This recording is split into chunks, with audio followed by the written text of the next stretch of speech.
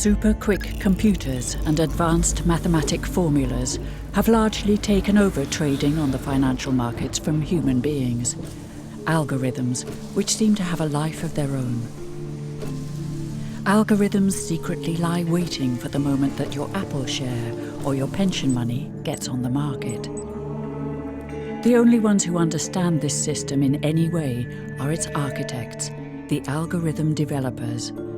Chaim Bodek is one such algo developer. After finding some strange wrongdoings, he sets out on a personal crusade against this elusive system. It's a step that goes directly against the unwritten Wall Street code of silence and secrecy. This is what's in store for you. There's kind of a rule: never blame other people, never blame the market, never blame the other trader. It's always you. Your code, your code is wrong. If you're on Wall Street, you just assume you're being ripped off unless you're the one doing the ripping off. You know, on Wall Street, we talked about the culture of secrecy. You just don't go to the SEC. This is Backlight. Welcome to the twisted nooks and crannies of our financial markets. This is all about just a 1 cent move in the stock. That's all it is. How a single tick, how a price changes, that's when the game is played. And when that one tick happens, the world is divided into winners and losers.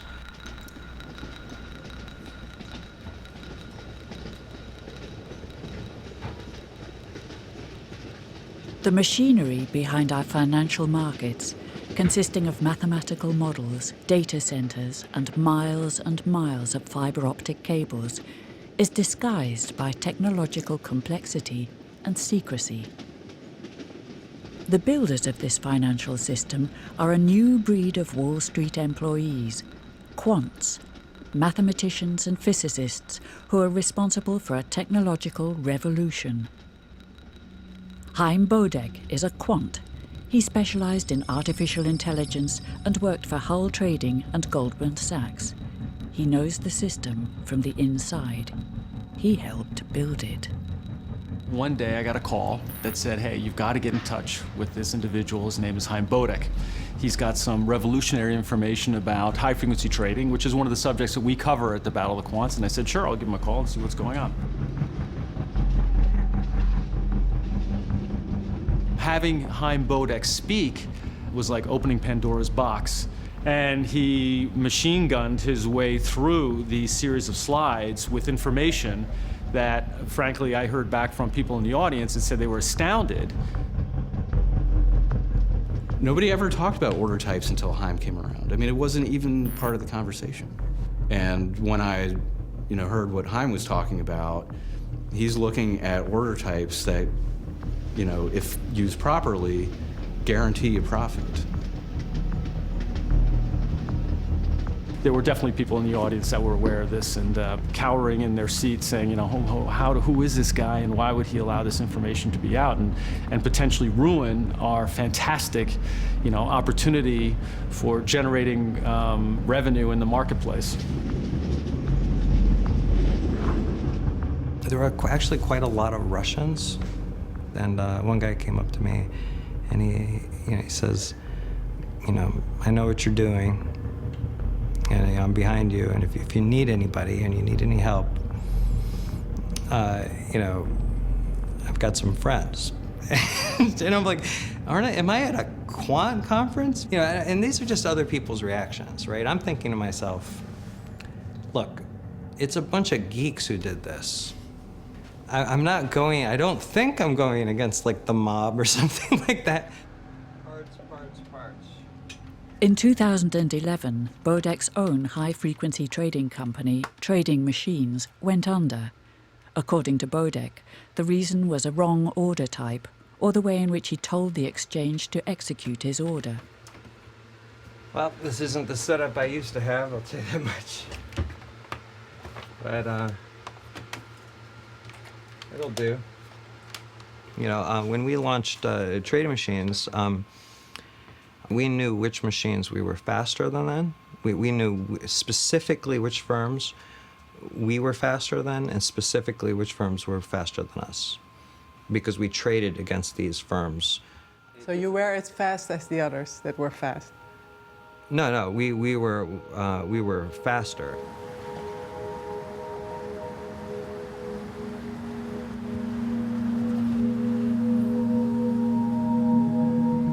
You can take a time frame of 1 second, and it looks as if it's a lifetime of trading between these algos that you never even see.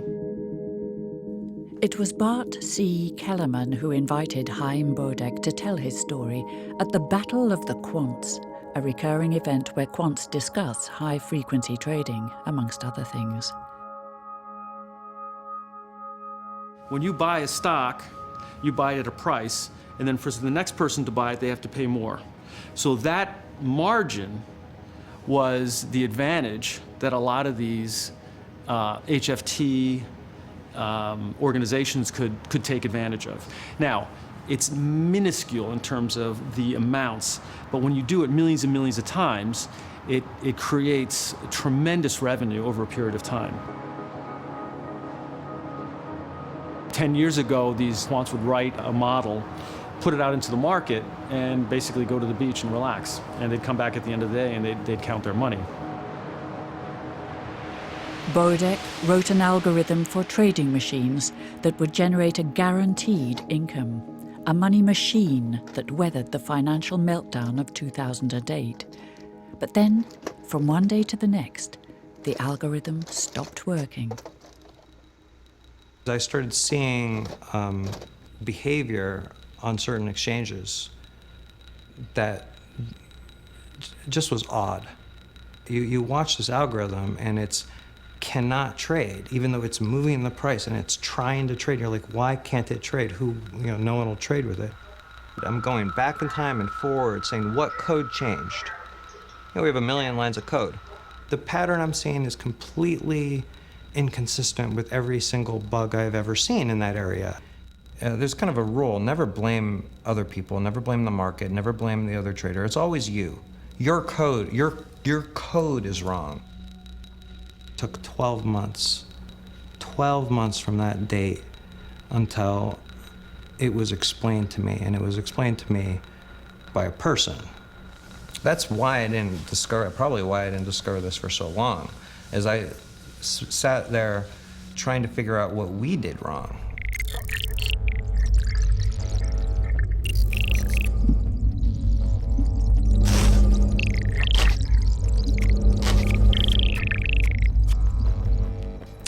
Went to a holiday event hosted by that exchange, and I say, I'm sorry, I have a bug. So to who were you talking to a business development guy whose job is to encourage volume growth at the exchange. That's his entire job. He explained to me that my order was being systematically disadvantaged because I was using the wrong order type. So I'm not going to actually blame stock market asymmetry for what finally killed us, but I will say it did waste 1 year of my life chasing something that I could have learned over drinks. What was your first reaction? I was humiliated. I was, how could I not know this? Bodek thought he understood the plumbing of our automated financial markets, but foundered on the social codes within the high-frequency trading world. Certain traders had found a way to have their orders jump the queue. Bodek started his career with a company that pioneered automated trading. In Chicago, at Hull Trading. We had a very strict process by which we qualified people to work for us. So it was pretty tough to get a job at Hull Trading. Blair Hull is a trading legend. A mathematics genius, Hull made his first fortune at the blackjack tables in Las Vegas. With that money, he founded Hull Trading. With his quants, he was at the forefront of the automation of financial markets. In 1977, when I first went down to the Pacific Stock Exchange, I realized that all the paper that was on the floor did not need to exist. And I figured a good programmer could automate this whole process within a year or two. My vision for the direction of where things were going was right on. My timing was off by about 30 years. Nobody who joined Whole Trading was looking for that Wall Street job. They were joining because they wanted to be surrounded by really intelligent people and working on amazing problems. And that it was not seen as a Wall Street job. I mean, it would never have applied to an investment bank. It would never even have crossed my mind, right? I'm more of like the Google world, not the Goldman Sachs world, even though I did okay there.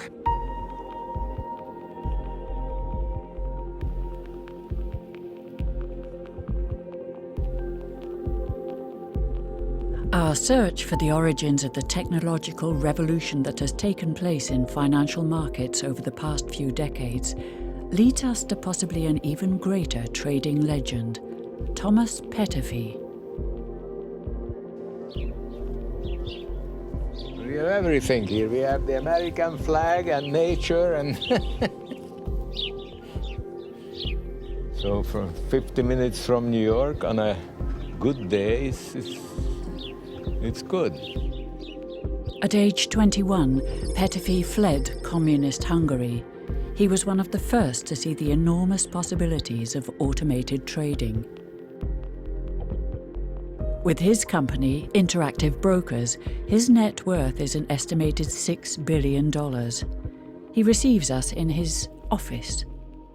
I have the first handheld iPad type of computer that I made up in 1983.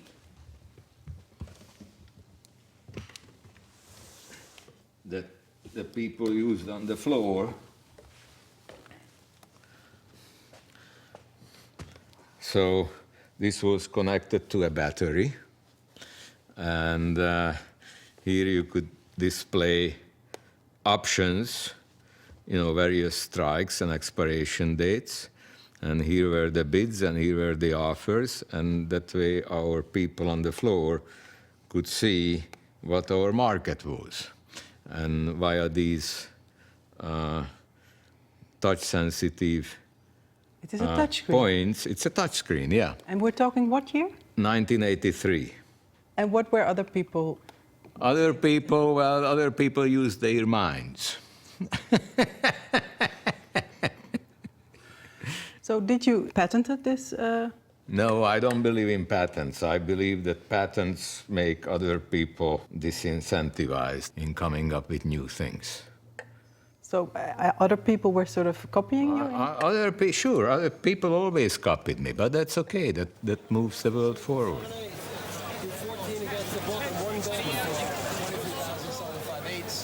You could have a computer on the floor in the early 80s, but you could not have it directly connected to a price feed.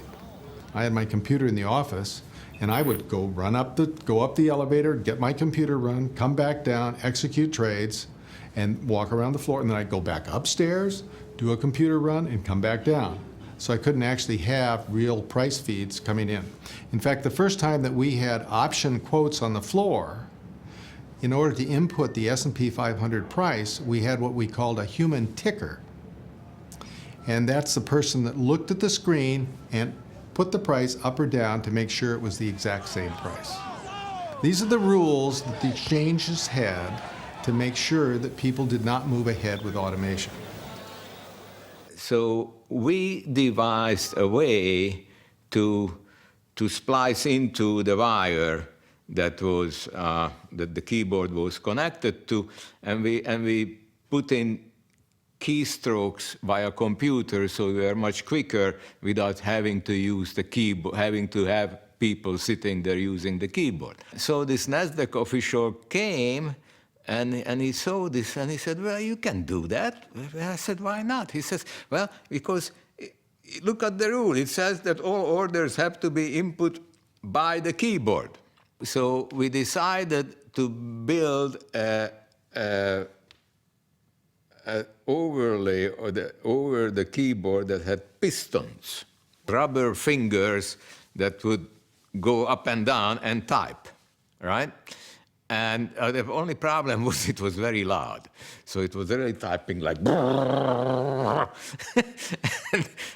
and so the next time the fellow who comes in again and he hears this crazy noise, and the orders flying in and out, so he didn't know what to do.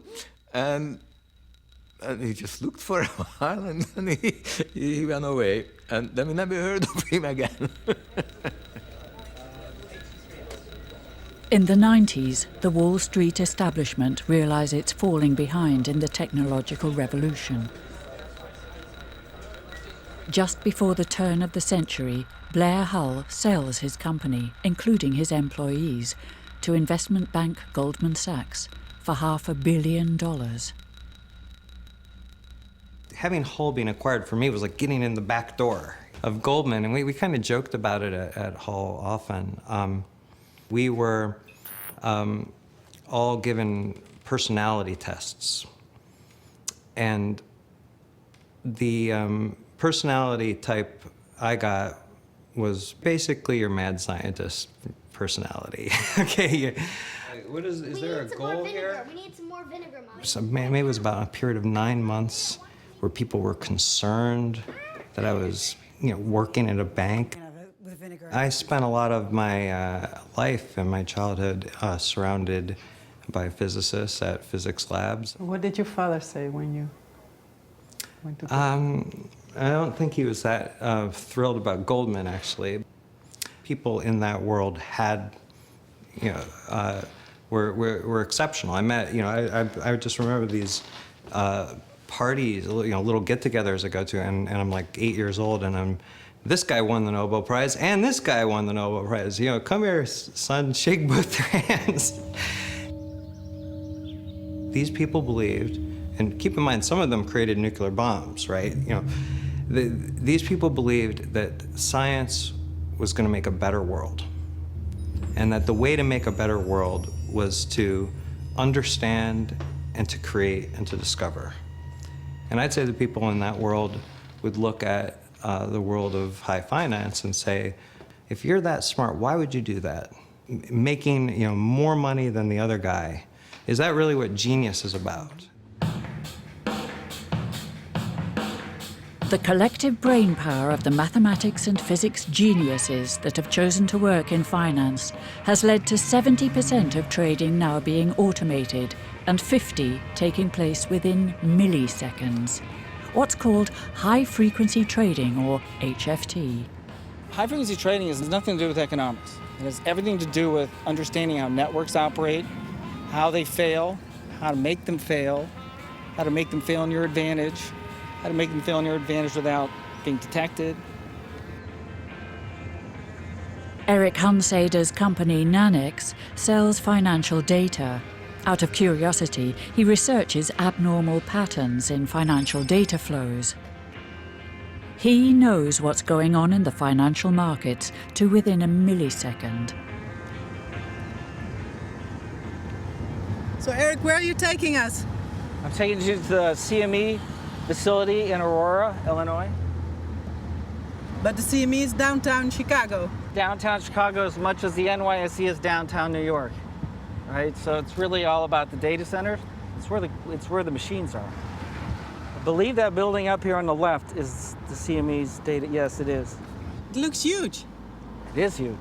This is where billions of dollars is transacted every day in the futures markets. When you send orders to buy and sell, this is where it ends up. But what are these poles, these huge antennas? This is how they get it to New York fast. So if you were to go climb that tower, and I wouldn't advise it, but if you were and you looked straight down where that dish was pointing, and you had a telescope, you would be able to spot the next one. But I thought that they Right here used at Hertz. glass fiber to do so. Glass fiber cable. This is more direct. So speed of light is all about distance. And actually, light travels a little bit faster in the air than it does in fiber.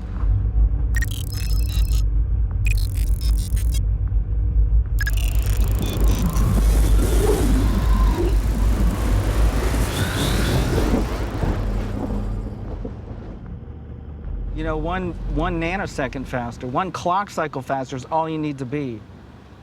You just need to be faster than the other people. This is probably a big thorn in their side, this relay station here.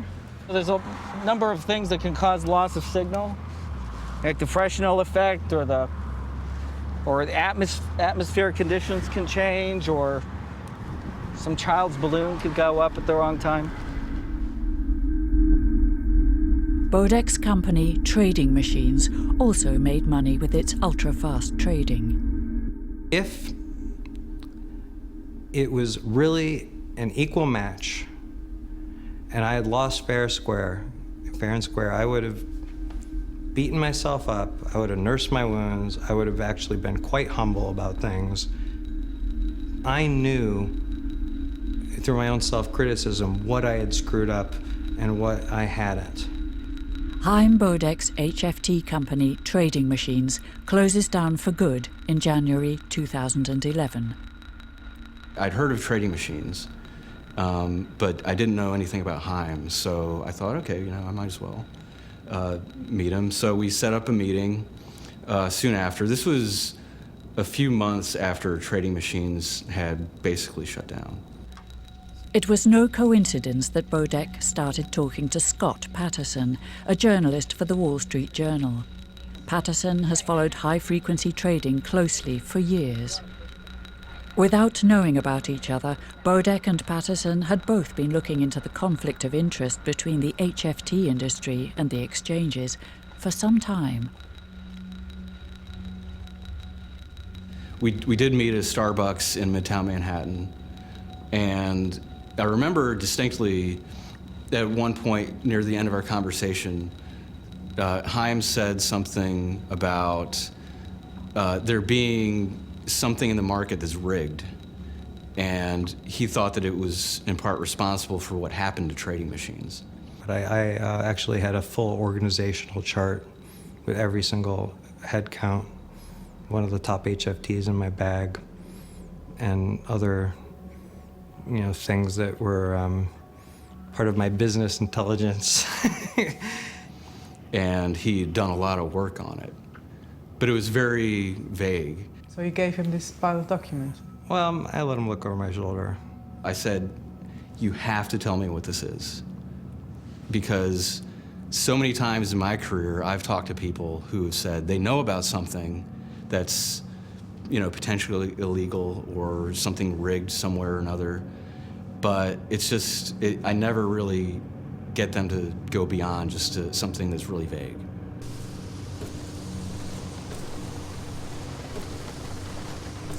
And I remember the first real interview that I had with him at his house, and we sat down, I think it was around 10:30 in the morning, and proceeded to talk for 7 hours straight and didn't eat anything. I think I had a glass of water. And, I just sat back and listened to Chaim and took notes for so long that my computer ran out of power, and I had to start taking notes by hand because it all came out. I'm going to try to explain metaphorically it's really a circus. So I'm going to make it a little bit of a comedy here about what happens. But sadly, this is pretty much the case. We're going to have a concert hall. Let's say it's Metallica. I mean, I like metal music, so Metallica playing at this concert hall. The ticket counter opens at 6 p.m., so I'm going to go and stand in line. But after a while, other people come in after me, and I'm no longer at the end of the line. There are these scalpers. Well, they're in line with me also, okay? I can see them because they're all wearing the same T-shirt. They also have a very, very close relationship with the exchange, with the venue. And what is that relationship? Maybe one of them brings a significant amount, of volume to this. And what does that mean? He buys a lot of tickets. Of course, he sells those tickets to customers here, but one guy brings a lot of volume. Another guy, one of these scalpers, actually owns 10% of the venue. Okay? The third guy, he doesn't have a lot of volume. He's not big on this venue, but he's big on another venue, and he's got a board seat on this in this venue. So there's a very, very close relationship between these scalpers and the venue. Scalping Metallica tickets. When the ticket counter opens, I'm going to equate that to the moment when in the stock market a price can change. And 6 p.m. on the dot, this is what I'm going to witness. Every single one of these guys is literally going to immediately, in 1 picosecond, they teleport, okay? They are all here ahead of me. How did that happen? I asked some of the other people, and they say, oh, they're really fast. I'm like, no, they teleport. That guy was behind me. How does he get ahead of me? There really isn't any difference between an order type and being the guy who wears the t-shirt. You just put a little code on your order and you just say, hey, don't treat me badly, please.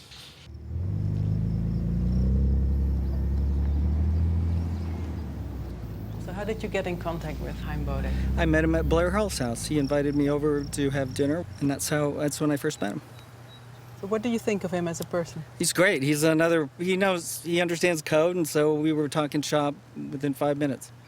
When he told you his story, was it something that you also already had noticed in the data feeds that you were getting in? No. There's no way. We don't know who executes on a quote unless we don't know who's behind each one. Whereas he would know who's behind his, for example. And he knows on what exchanges. He would see well, I should have been the one in the first. I should have been the next one to be filled, but he wasn't. And there's no way to see that.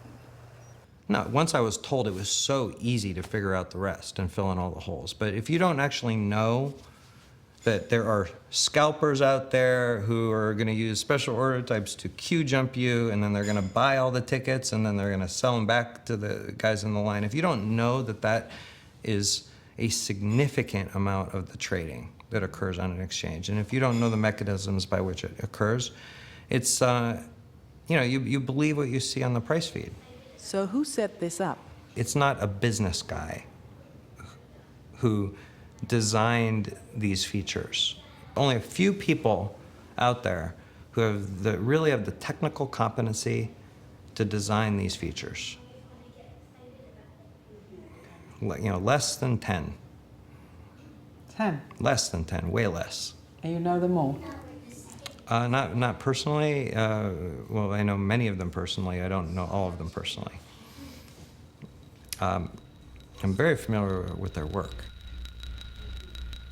What were the algorithms that you were building at Citadel, and what was their function? I can't get into that. I'm terrified of Citadel lawyers, so. Dave Lauer was a trader and analyst at top HFT firms Alston and Citadel.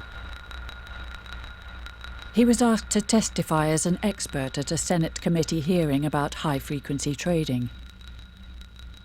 Like Bodek, he is one of the few insiders who has come forward with his experiences.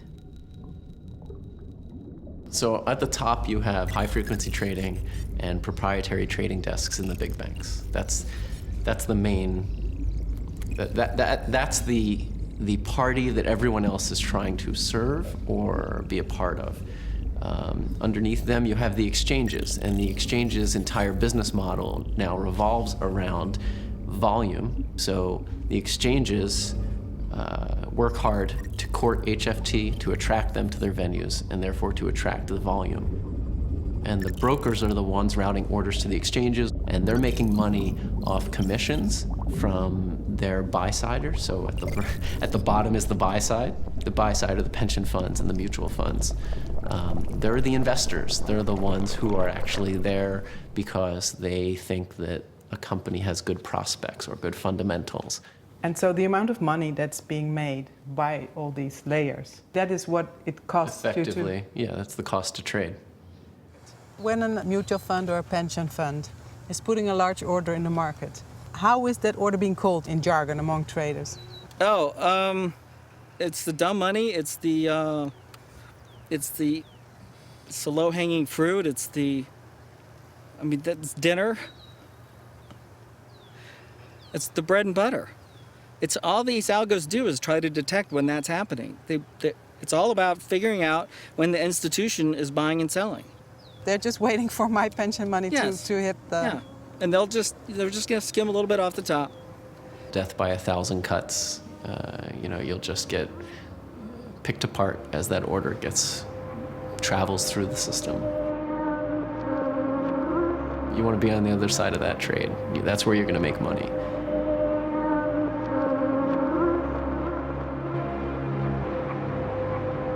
It's just how it's been for a long time, so I think most people are just used to it and they don't question it. And they probably just assume they're being ripped off. That's sort of, if you're on Wall Street, you just assume you're being ripped off unless you're the one doing the ripping off. Basically, the people whose money is in the large pension funds and investment accounts, they do not understand what is happening. If they understood that it is their money, that basically the banks are taking from them and report it as profits, then they would do something about it. But the problem is that it's too complicated for people to understand. You know, it was kind of a comedy for me when the order type issue erupted, and it was clear how many people did not know that these exchanges offered specialized order type. You're talking about like probably 90% of finance doesn't know how the US stock market works.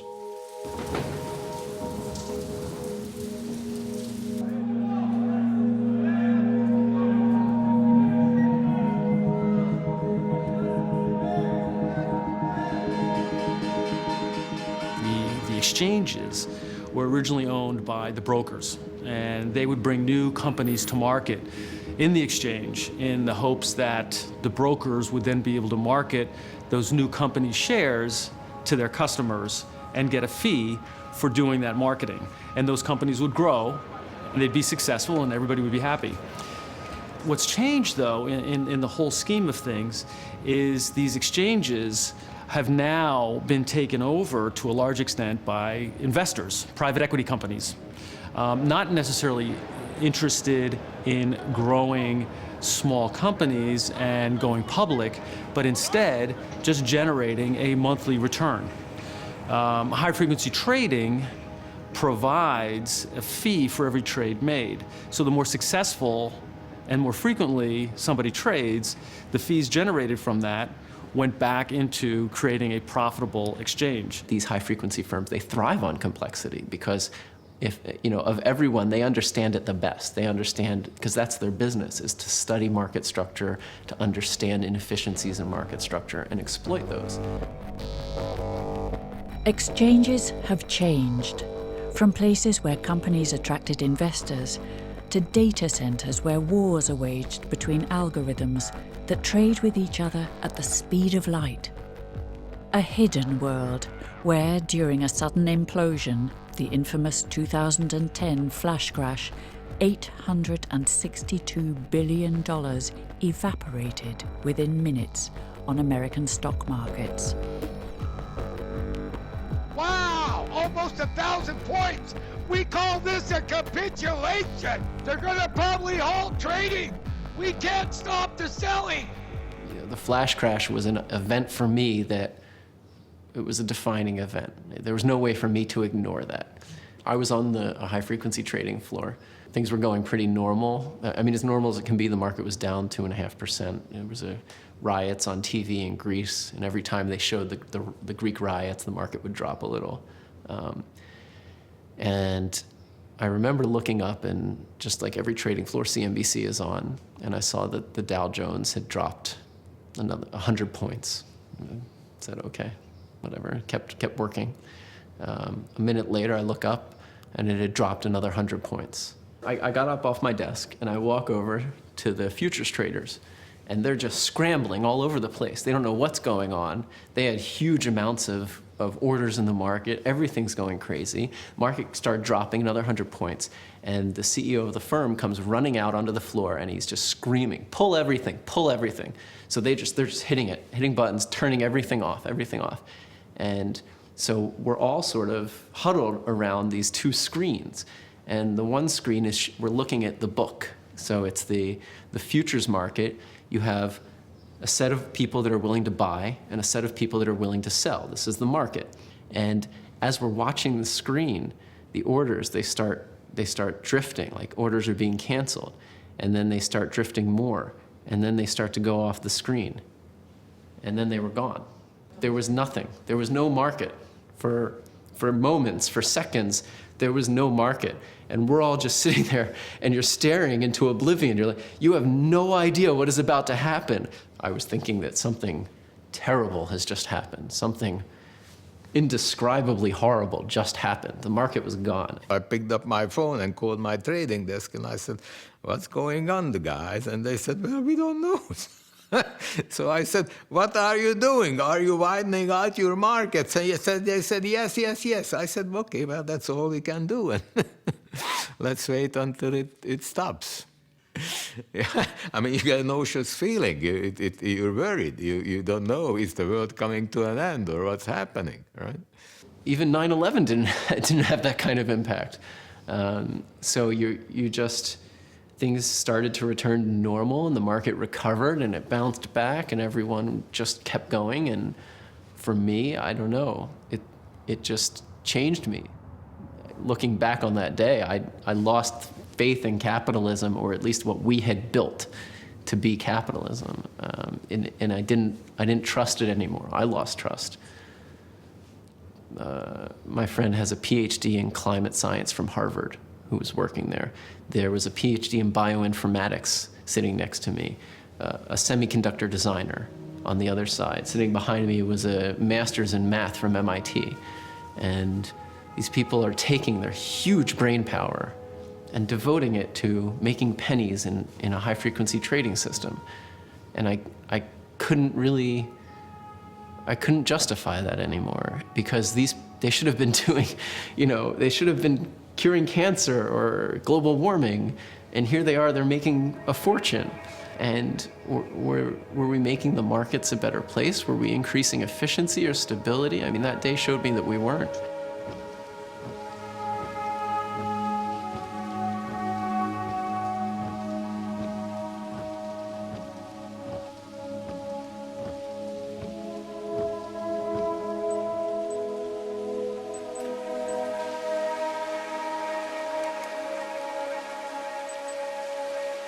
Spike up on Amazon.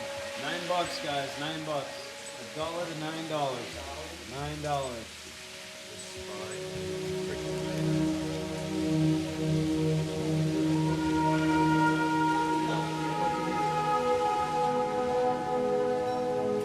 It was support the view app and everything, and it just popped, and it just went through its other speed line. So This is bad. This is when it's you gonna know. go back up there, I think. Yeah, this is when you know you stopped for the day. Because this entire day we've done all this, right? And this algo has been pretty much max paying down $200. It's up, 471 right now. How many contracts? 30-70 Contract size is kind of good size, but I mean. It rebalances. So. No, I'm saying if it's down direction. Yeah, she will. You're dealing with the puts, right? She will, but this option won't. Pure question, right? That's where it's trader guys make more money. What's Amazon? Oh, the market's closed. Hey! I just bought this Facebook and now I got an overnight. What an idiot. Yep. What a herb. All right, so I'm overnight 500 contracts. What do you think you were doing? On Facebook. 5 minutes left. Dude, I thought it was like 3 o'clock, man. So essentially, we run a hedge fund out of here. We pretty much manage a community of traders. We bootstrapped it from nothing.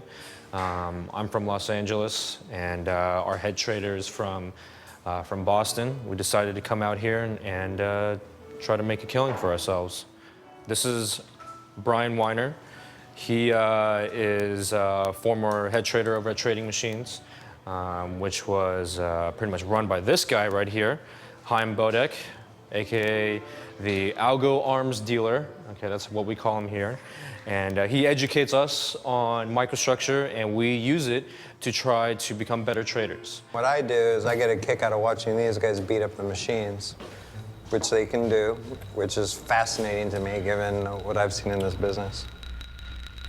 Together with his friends, Peter Zhang rented a loft in downtown Manhattan to start a hedge fund. Recently, they started working with Chaim Bodek to develop an algorithm that simulates the gutsy behavior of a day trader.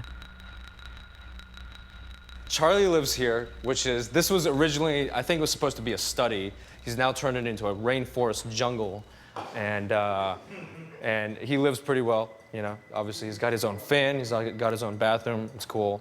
Anand, our main trader, he's got the most gigantic room ever. But this is the master bedroom, though, and obviously there's everything here. It's a really big room. He pays obviously the most rent here. So most of the time, like after trading and after being really worn out, we will just kind of crash on the couch, and it's just like, because we're always in each other's faces, you know, this is kind of like where we hang out. It's also where I sleep. This is my blanket right there. Yep. And we should probably clean it up a little bit. Where does Chaim sleep when he's here? When Chaim's here, he sleeps right there. And then it goes down, yeah, it sucks. No, but I mean, that's the point. And I think... And you guys would be greedy about deltas. We actually reached out to him through Twitter, and we talked to him on the phone, and he seemed like a genius on the phone. And when he came in, first time, we just said, you should just come over. You know, come see our operation, you're gonna love it. Let's do some business, maybe. And so he comes over, and he walks in just like full speed, in a suit that doesn't even fit him. And I'm like, Chaim, what's going on, man? And Anand has this list. He's got this list, like, questions to ask Chaim Bodek, you know? And I'm like, okay, we'll do that. And immediately we notice Chaim does this thing. It's called getting Chaimed. He goes on. And he's just the unleashing of the genius, pretty much.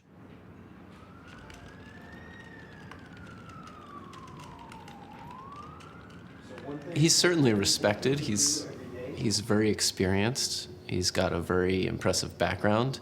But it doesn't take away from the fact that he was a high-frequency trader and his systems failed.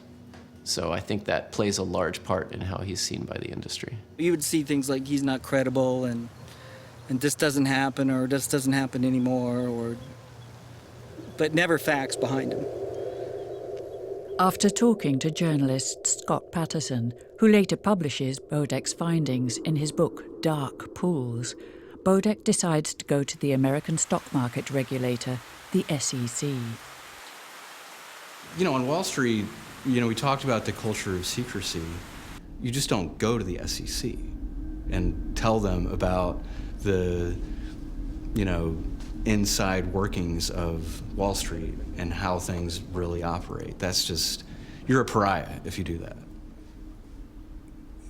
And I'm thinking to myself, you know, this thing's gonna go away. Someone just has to open their mouth, it'll go away overnight. It's a few lines of code to comment out the primary alphas. It's all artificial. Bodek's complaint is taken up by stock market regulator SEC. The investigation has been going on now for 2 years. The SEC will not comment on its progress. The SEC has not taken action, and it's been a couple of years now. And they have certainly shown that the inclination to fine exchanges and to make sure that things are being run as they should be. So either there's nothing going on, or it's so complex that it's taking them years. There's no question that the sophistication of the trading firms far outpaces the sophistication of the SEC. I think that these are very smart people, and they can go to the SEC and they can explain why they want an order type, why it's helpful for the rest of the market, and sound very convincing, and leave out this other part about how it's going to allow them to, you know, rake up millions in profits every day and guarantee them, you know, provide guaranteed economics. I think the proprietary trading firms are using the rules to their advantage. And the fact that we created some rules that shouldn't have been created, and we created some order types that are now being looked at very seriously by the SEC. I don't think you can criticize the high-frequency trading firms who have only played by the rules. Can we really expect the financial regulators to keep pace with the latest technological developments? The flash crash was followed by numerous other computer-driven technical glitches, like the computer problems during the Facebook IPO, the Twitter crash when people thought the White House had been bombed, or the time Goldman Sachs may have lost as much as $100 million in 17 minutes' time due to a faulty algorithm. In a world that is enveloped in silence and secrecy, no one seems to comprehend what's going on, let alone control it. The markets and the interplay in the industry between all these firms with all these very complicated and complex technology systems and how they interact makes the entire system of exchanges, high frequency, and brokers, and the interaction between the technology, it makes it a complex system. And so, for example, the flash crash is the perfect example. There is no cause and effect that you can point to. What caused the flash crash is a nonsense question. It makes no sense in the context of a complex system. And if you were to replay the same sequence of events identically, there's no guarantee that it would cause a flash crash again. That's the nature of complex systems.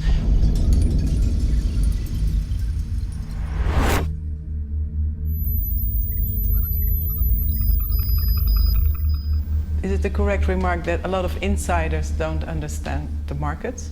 I don't think anyone understands what's going on.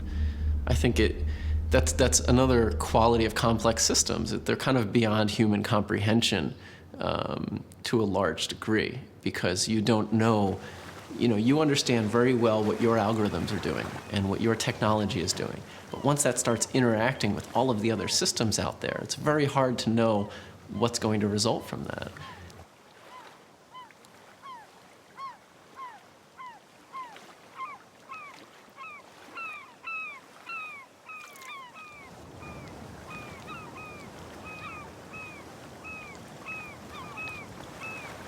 So what did your father say when you told him that you would become a whistleblower and that this happened to you? It is more consistent with the value system that I was raised with. He didn't say to you, I told you so? I do think that it was consistent with his view on how finance operates. When you make the front page of the journal, I guess you're supposed to keep copies. Here on the bottom, for super fast stock traders, a way to jump ahead in line. Look, one thing about the culture in Wall Street is I don't think people realize how fear-oriented it is. There's all these people in Wall Street who think that they are so strong-willed and so deserving. But if you go look at a day-to-day, the day-to-day life is constant fear. You're afraid if you're playing the wrong music when you drive into the parking garage. Literally. Yeah, it is so. There's so much fear. It's such a hierarchy and such a pecking order, especially in the investment banking world. What I did is the scariest thing and manageable to them, right? The idea of being in financial distress, the idea of having your reputation sullied, being rejected, it's their worst nightmare.